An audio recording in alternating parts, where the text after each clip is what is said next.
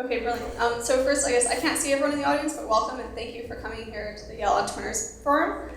We're going to present pretty briefly just sort of the tactical, sort of how do you deal with the press and why do you deal with the press. As I said, I've been a reporter for about 4 or 5 years now, class of '08, and Steffi's been in PR also since graduation, class of '07. So why don't we just basically get started with the really basic question is, why in the world do you want to be listening to us, and why in the world do you want to talk to the press? Because this is maybe not as obvious a question as perhaps I think it is. Sure. Hi, everyone. I'm Steffi. I'll start with why talk to the press. So why would someone who's working at a startup, or why do we need PR?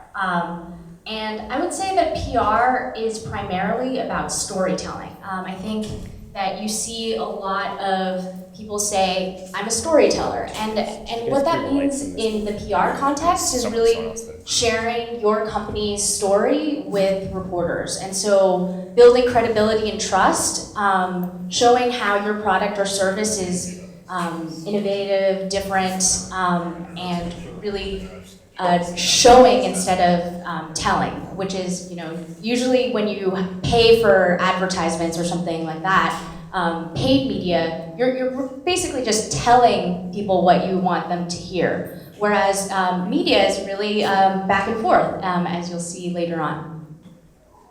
So yeah, I guess the other question then is, so once you've been convinced that you should talk to the press, which is how, and I think it's interesting how many people I see do this absolutely terribly. The answer is that there isn't really a secret for how to get the kind of press coverage that you want. I'm sort of pitching this mostly to assuming people here are running kind of smaller companies, that you're not the PR for Google or Facebook, which is when you pitch a journalist, you don't actually want to pitch a journalist on who you are or what you're making. You want to pitch a journalist on the idea that you can say something that's really interesting and important and relevant to the audience of that newspaper or blog or TV show or whatever.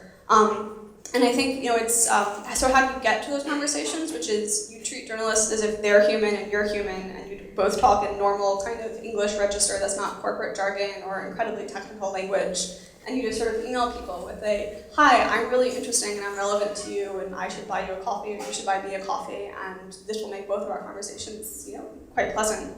And I know that sounds really obvious, but, remember also journalists all want different things.